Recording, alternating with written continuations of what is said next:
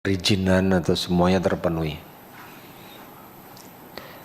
Sisi lain, kami juga baru hari kemarin sore ya, kita melakukan penyegelan juga di Pulau Umang sini, Banten. Kenapa? Kami mendapati di sosial media itu ada penjualan Pulau Umang. Pulau kok dijual, ya kan? Maka negara hadir situ. Kemarin sore kami segel lagi, dan hasil pemeriksaan ternyata pulau tersebut dimiliki oleh perorangan. Nah, ini juga ini pertanyaan, apakah boleh? Ya kan? Makanya setelah kami segel, kami akan melakukan pendalaman lebih lanjut terhadap peraturan maupun kepemilikan tersebut. Jangan sampai ketika diiklankan di luar, nanti kemudian dari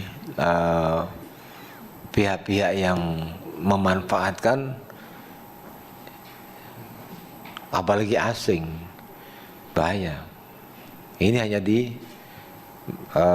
seputaran Jawa Barat, Banten itu. Pulaunya indah. Ini bisa dilihat di video tersebut. Dan kebetulan yang melakukan penyegelan Pak Sumono, kalau yang di Maratua kami hadir bersama saya. Ini video ketika kemarin di Pulau Omang siang itu kemarin. Rekan-rekan semuanya, keberhasilan ini menunjukkan bahwa komitmen KKP dalam rangka menjaga kelautan, pengelolaan sumber daya kelautan dan perikanan serius. Kita tidak barang bulu. Kita tidak ada toleransi terhadap pelanggaran-pelanggaran, apalagi pulau-pulau kecil di situ. Negara punya aturan di sini, di mana namanya pulau kecil tersebut dalam hal pengelolaannya tidak bisa semena-mena,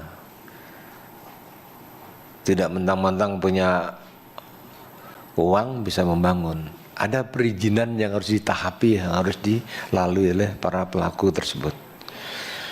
Pada tanggal 10 April kami telah mengambil tindakan tegas dengan menyegel operasional resort yang di Pulau Maratua ini tanggal 10 kemarin, dan saya pimpin langsung di Maratua tersebut di Kalimantan Timur.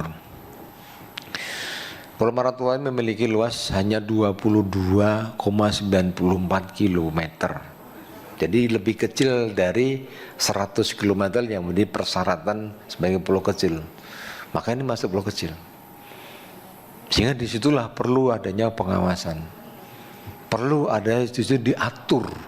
Apalagi ini di perbatasan atau dengan wilayah-wilayah negara terdekat di situ. Dan hasil pantauan kami di situ, pulau tersebut termasuk kawasan strategis nasional tertentu, masuk dari hal list tersebut. Dari hasil pengawasan lagi, kami tanya-tanya penanggung jawab pembangunan di lapangan yang memiliki asing. Orangnya mana? Nggak ada Pak, di luar negeri. Jadi dia ditransfer uang, tapi kadang-kadang datang.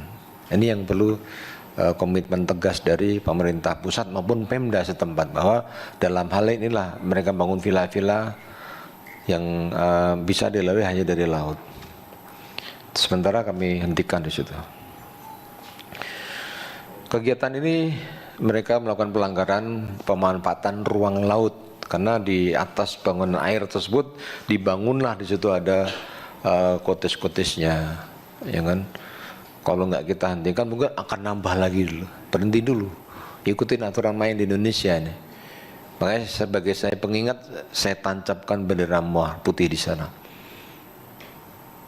biar mereka tahu bahwa ini wilayahnya bukan wilayah yang tidak bertuan. Ya. Dengan status Pulau Maratua sebagai KSNT, kegiatan wisata bahari juga memerlukan perizinan berusaha wisata bahari dari KKP juga.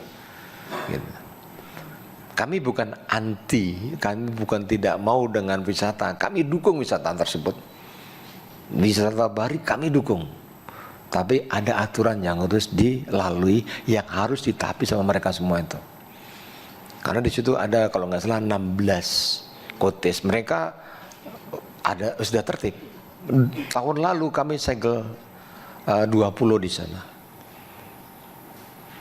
Yang dimiliki asing malah nggak ada orang ini. Dan tertib sekarang. Karena kalau nggak seperti itu lama-lama nanti akan hilang lagi kayak Pulau Sebadan Likitan, diakui di sana karena pengelolaan di situ nggak ada orang kita yang ada. Nah itu yang kita harus jaga di situ. Jadi PSDKP atau KKP ini tidak hanya kapal saja, bahkan pulau-pulau seperti itu menjadi konsentrasi untuk pengawasan kita. Atas dasar hasil pengawasan, maka untuk mencegah dampak terhadap ekosistem yang lebih luas, maka kami ngambil tegas menghentikan atau penyegelan tersebut. Selanjutnya pada tanggal 15 April terkait dengan isu penjualan Pulau Umang di Kabupaten Pandeglang, Banten yang viral di medsos. Ya kan? Ini kalau nggak cepat kami ambil tindakan, digoreng juga. Dan kami cepat ambil tindakan di situ.